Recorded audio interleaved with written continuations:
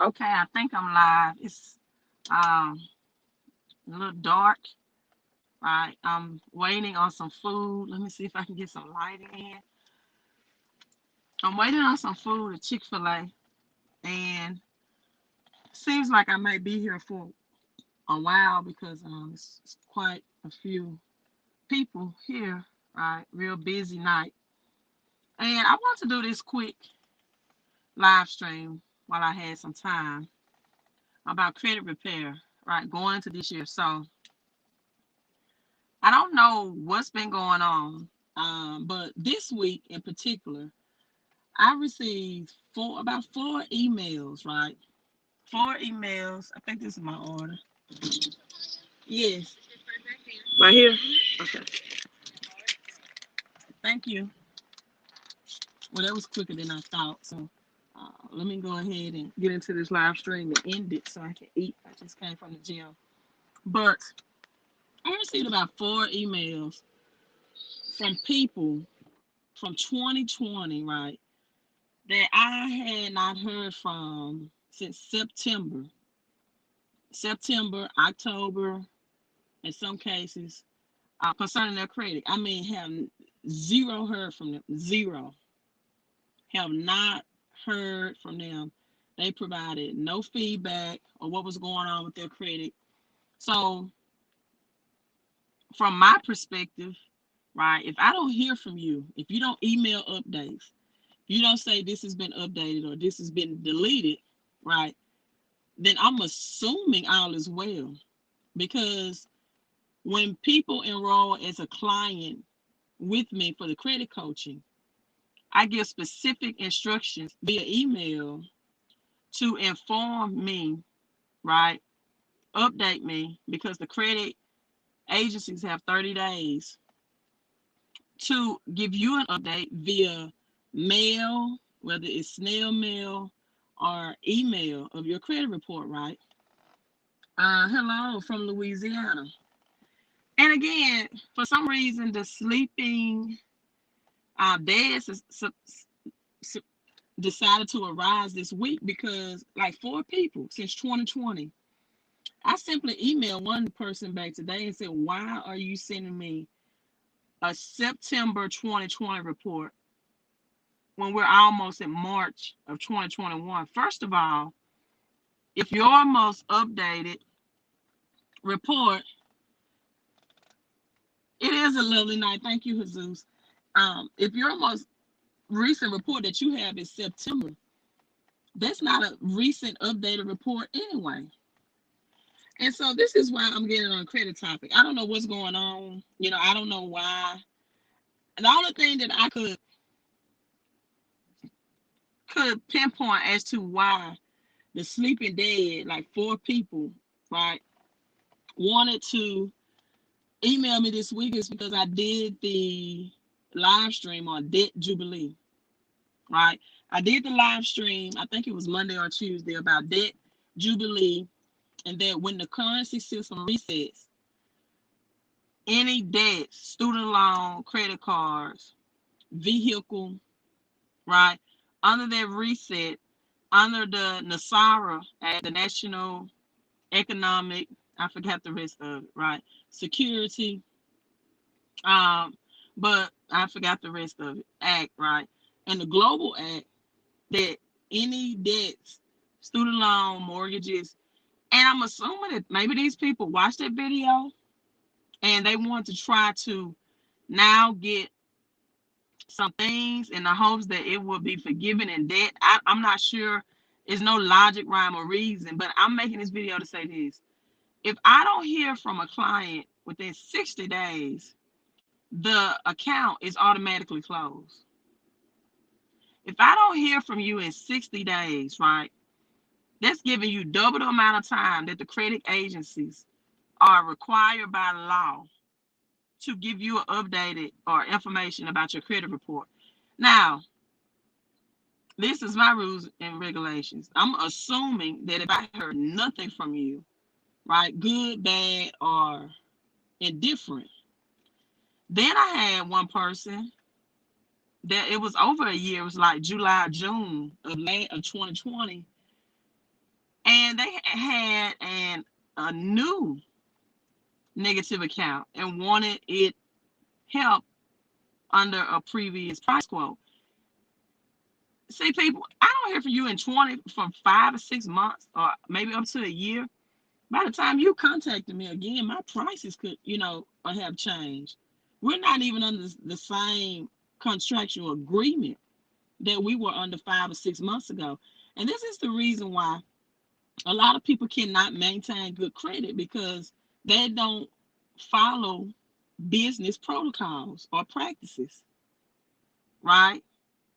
So another thing that I want to tell you all about credit, I have been discussing FICO 10.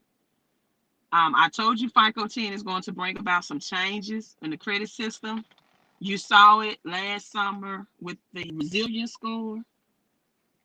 Credit is converting anyway, meaning that if you do not have the income or the probability of a job that's going to last during this great recession, they're going to determine your resilience score for financing, right? Also, your utility bills. You have Texas now saying they were already behind on their utility bills, and now they cannot afford the higher utility bills that they are receiving as a result of the winter storm. Under FICO 10 is going to look at your 2-year history, and it's also going to be including utility bills, rent, right, water bill. You're going to have some people that are constantly late on them. And then I educated you all about credit and crypto, decentralized financing, where you didn't even have to have a government ID. You don't even have to have a FICO score to get financing. But the only collateral that you will need is the cryptocurrencies in your possessions. Not cryptocurrencies on Robinhood, not cryptocurrencies on Cash App, not cryptocurrencies on PayPal, on an exchange, right?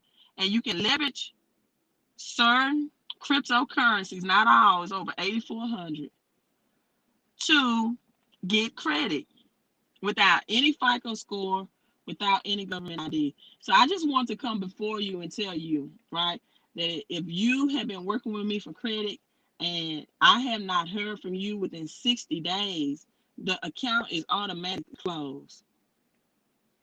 The account is automatically closed, right? And so people, that's why certain people, a small percentage of the population, can operate with a high credit score and pay low interest rate, and the other 98% of the population cannot, because people don't understand business etiquette, they don't understand business protocol, and they don't understand business practices. Thank you for the thumbs up, Facebook. And when you don't understand that, you will always be a consumer as it relates to credit, and you will never be an investor when it relates to credit. And credit will never work for you. You will always have to work to get credit. Let me say that again. Credit will never work for you if you have this type of mindset. You will always have to work to get credit, meaning that you won't ever attain assets through the bank's money, right? The biggest thing that your mindset can comprehend to do with credit is going on vacation, shopping sprees, and get depreciating vehicles. You have to level up your mindset. So, hey, I'm signing out. Just wanted to make this brief announcements. Don't know what awaken the sleeping dead, but just know the credit game has changed anyway. We may not even under Biden, we may not even be under private credit agencies like Experian, TransUnion, and Equifax, and within the couple of weeks and months. But you are going to need collateral. See what that means? And I know people are saying, oh, yes, debt Jubilee. She talked about debt Jubilee. I can get these things free and clear.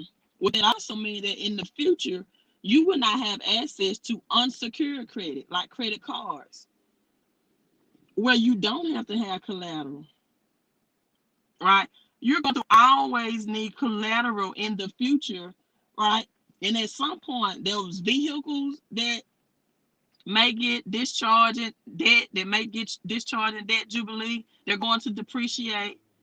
That home or that house you have, mortgage rent that maybe get discharged in debt Jubilee, is going to need repairs and renovations and upkeep and maintenance, right? And if you do not have cryptocurrencies that you own, again, not through Robinhood, Cash App, or PayPal, that you own on an exchange, you don't have those cryptocurrencies, right? And if you don't meet the resilience score, right? Because right now you got Equifax, TransUnion, and Experian. All of them and their credit scoring, it differs. You can have, for example, a 750 Experian credit score and have a 700 TransUnion.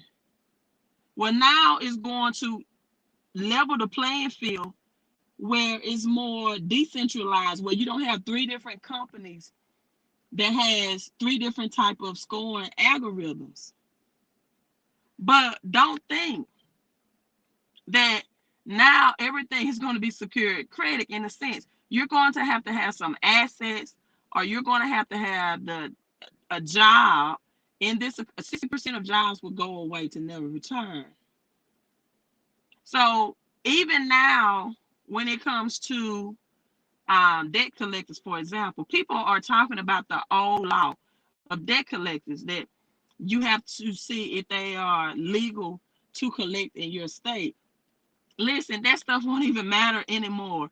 Debt collectors are going to keep your debts on the blockchain, meaning they are going to, there's no debt validation letters. They're going to have digital software that validate that this is your debt. And they're going to be able to contact you through social media identification, email, and via phone calls and text messages. So people, in short, don't play this game with me. Don't contact me 5 or 6 months or after a year, right? Saying I haven't heard anything about my credit. You haven't. I've had one person actually told me, you haven't called me. I said, sir, if you cannot pick up the phone or text or call me about your credit, do you think I'm going to hunt you down to call you?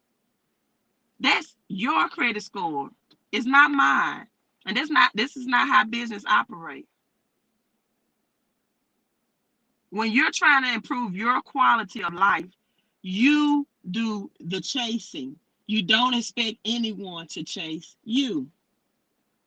Hello, MVP. Hello, Annie Love says I'm very informative. Jesus says, yeah, in Texas, and I'm about to sign out. My food is getting cold, but I just want to do this quick live real quick. I'm sorry if I didn't give you all a shout out. I want to stay focused. Yeah, people get 5 digits exactly. Electric bills in Texas, and see, this is going to be including your resilience score, your utility bills, and your rent and your mortgage. So I don't know if the sleeping dead or waking, because I was talking about debt Jubilee, and they had a bankruptcy, low income mentality of, let me use my credit now in hopes that I can eradicate my debt. I don't know when debt Jubilee will happen. I'm just saying, whenever this currency reset, it may be 2 or 3 years from now. And a lot of people, debt Jubilee is going to happen because they can't afford to pay for mortgages. They're months behind.